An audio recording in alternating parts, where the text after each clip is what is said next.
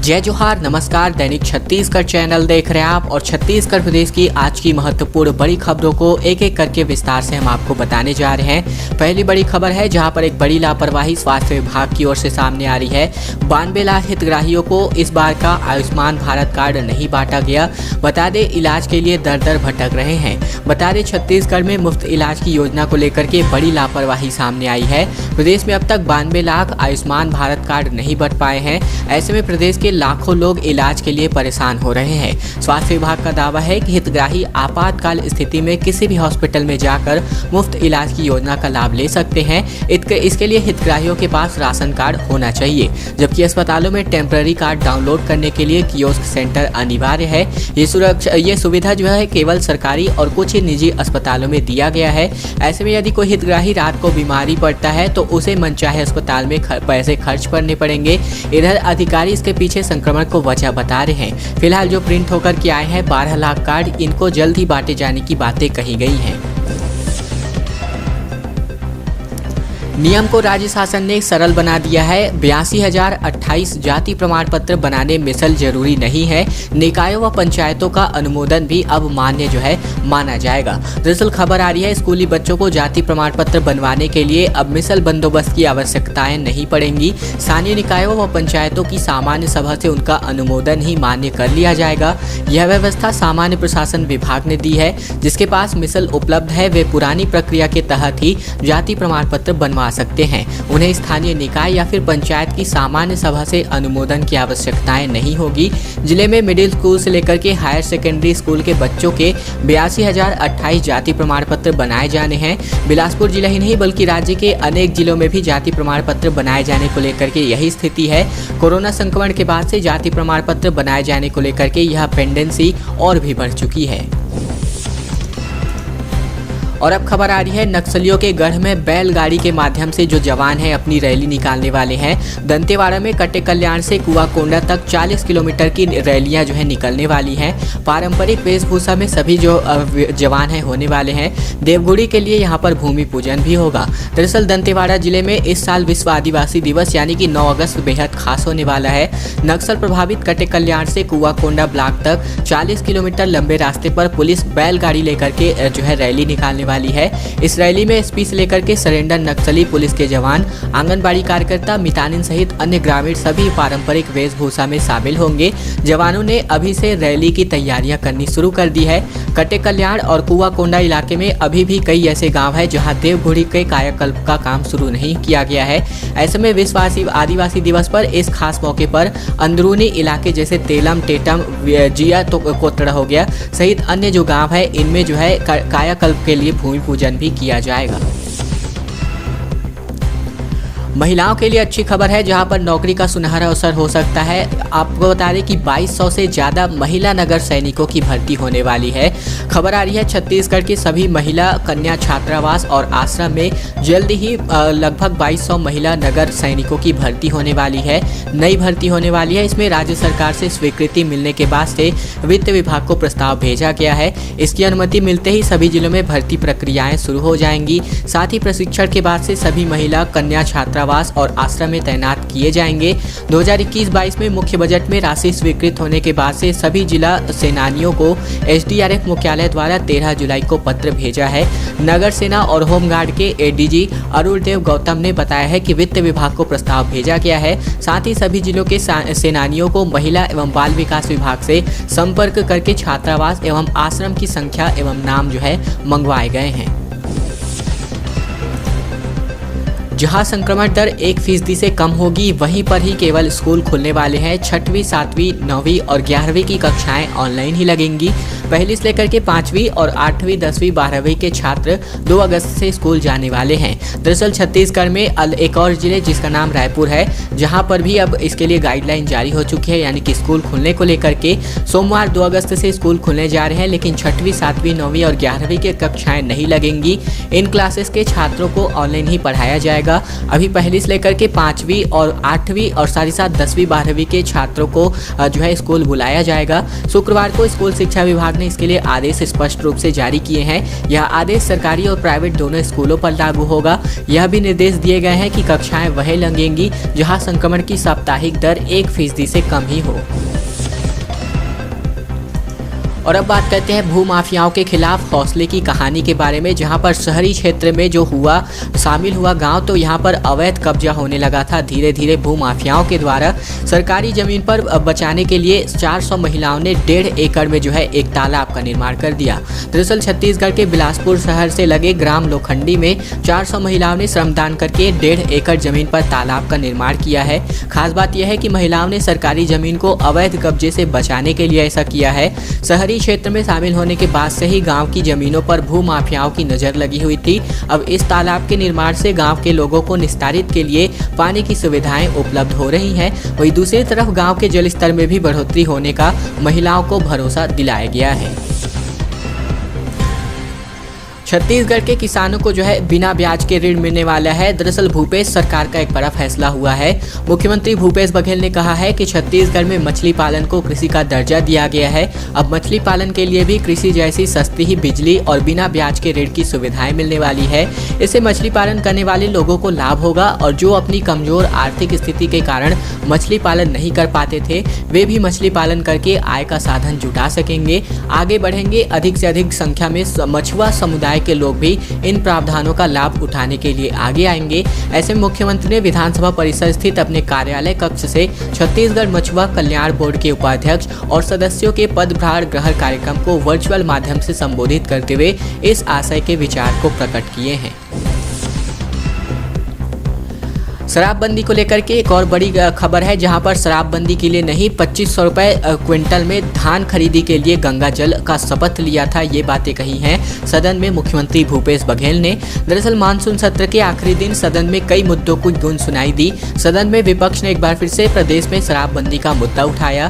भाजपा ने सत्ता पक्ष पर गंगा जल लेकर प्रदेश में शराबबंदी करने की कसम खाने का आरोप लगाया।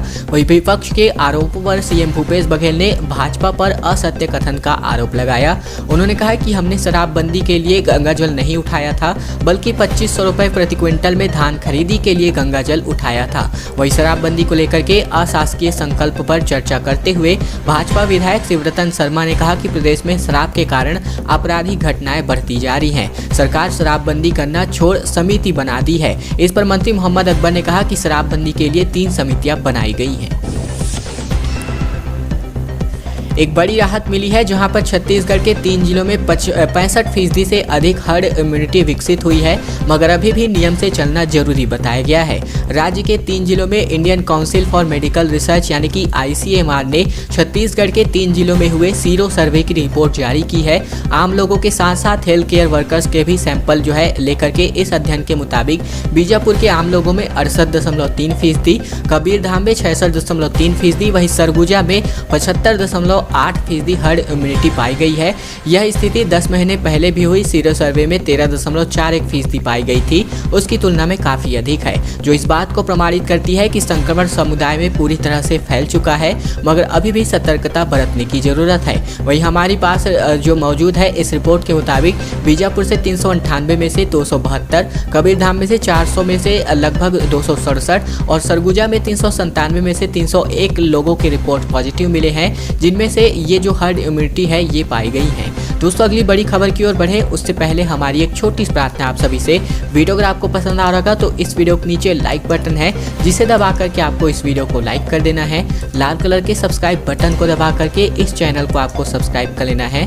साथ ही साथ घंटी को दबाकर ऑल नोटिफिकेशन को भी आपको इनेबल कर लेना है, ताकि प्रतिदिन की महत्वपूर्ण खबरें छत्तीसगढ़ समाचार ठीक इसी प्रकार से हम आप तक रोजाना प्रतिदिन बिना किसी रुकावट के पहुंचा सकें। तो चैनल को सब्सक्राइब करके रखिएगा, तभी हम आप तक यह वीडियो जो है पहुंचा सकते हैं रोजाना। 6 माह में 152 बाइक सवार की मौतें हुई हैं। इनमें से ज़्यादातर ने हेलमेट नहीं पहना हुआ था। ट्रैफिक पुलिस भी यहां पर नरम पड़ चुकी है। दरअसल सड़क हादसों में सबसे ज़्यादा ऐसे लोगों की मौत हो रही है जो दोपहिया वाहन सवार हैं और बिना हेलमेट के चलते हैं। इसके बाद भी ट्रैफिक पुलिस इनकी जाँच धीमी कर रखी है।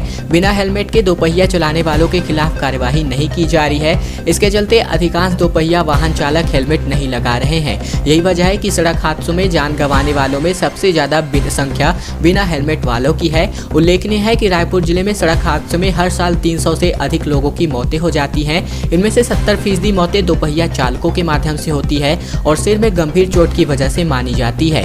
बता दें 2021 में जनवरी से जून तक रायपुर के अलग अलग स्थानों पर 327 से ज्यादा लोगों की सड़क हादसों में मौत हो चुकी है। इनमें से 152 मौतें सिर्फ दोपहिया वाहन चालकों की है।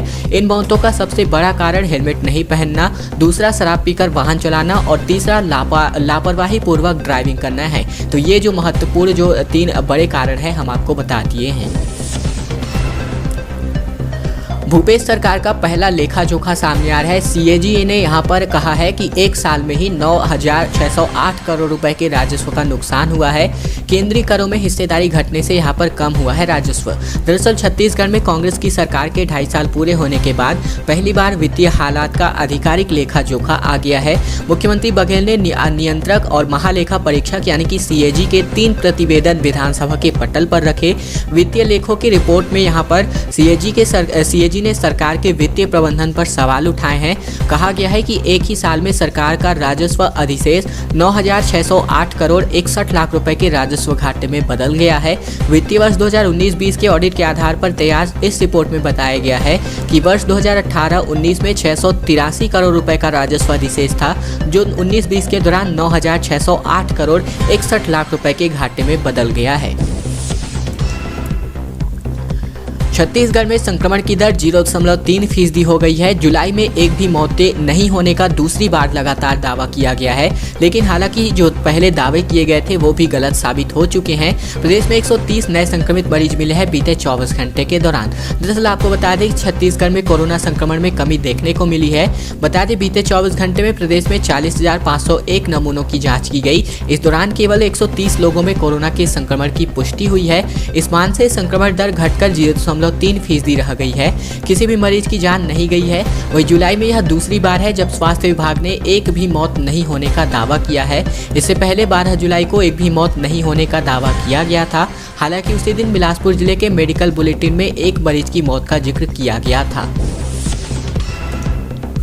और अब खबर है रायपुर में 6 महीने की बच्ची का लिवर ट्रांसप्लांट करने की, जहां पर पिता ने बेटी को जो है अपना लिवर का कुछ हिस्सा डोनेट किया है। बता दें 8 से 9 घंटे तक ऑपरेशन चलाया गया। सेंट्रल इंडिया का एक पहला ऐसा मामला सामने आया है। राजधानी के रामकृष्ण केयर हॉस्पिटल में डॉक्टरों की टीम ने सफल ऑपरेशन किया है। बेटी और पिता फिलहाल अभी दोनों स्वस्थ हैं। 6 माह की बेटी ताक्षी सिन्हा को पिता लव सिन्हा के लिवर डोनेट करने से राजधानी के रामकृष्ण केयर हॉस्पिटल में एक नई जिंदगी मिल गई है। दरअसल ताक्षी को जन्म से ही पीलिया की शिकायत थी और पीलिया बढ़ते बढ़ते 27 से 29 बिलीरुबिन काउंट यानी कि इसके खतरनाक स्तर पर पहुंच गया था। ताक्षी का लिवर पूरी तरह डैमेज हो गया था। ऐसे में ट्रांसप्लांट के अलावा और कोई विकल्प नहीं बचा था। बच्चों के बुखार को वायरल न समझने की गलती ना करें, क्योंकि यहाँ पर बता दें कोरोना और साथ ही साथ डेंगू और मलेरिया सभी प्रकार के बीमारी इस महीने में सक्रिय चल रहे हैं। देरी हुई तो खतरा भी बढ़ सकता है। लापरवाही के चलते एक बच्ची की जान भी यहाँ पर चली गई है। दरअसल आपको बता दें कि जो मलेरिया से सेक्टर 1 के एक 4 वर्षीय बच्ची की जो है मौत हो चुकी है। बता दें वायरल बुखार का सीजन चल रहा है। ऐसे में घर घर में लोग जो है इसकी चपेट में आ रहे हैं।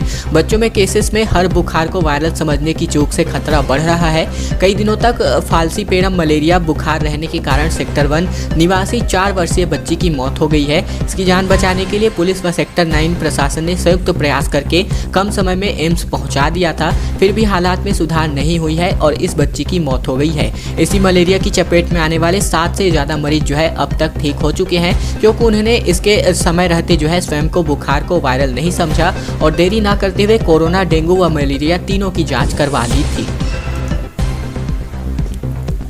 छत्तीसगढ़ में सीबीएसई के 12वीं के लगभग 98% स्टूडेंट्स पास हो चुके हैं। बता दें बीते दिन जो है 2 बजे दोपहर को सीबीएसई का रिजल्ट जारी हुआ है। ज़्यादातर छात्र सीबीएसई के फॉर्मूले से संतुष्ट हैं। रायपुर की छात्रा दिवा ने यहाँ पर 98% से ज़्यादा अंक हासिल किए हैं।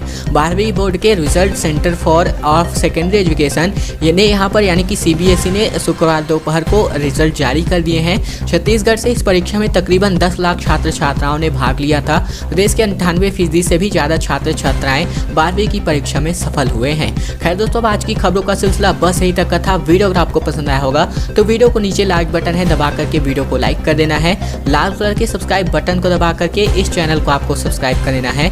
वही घंटी को दबाकर ऑल नोटिफिकेशन को भी आपको सेलेक्ट करके रख लेना है, ताकि प्रतिदिन की महत्वपूर्ण खबरें छत्तीसगढ़ समाचार ठीक इसी प्रकार से हम आप तक रोजाना पहुंचा सकें।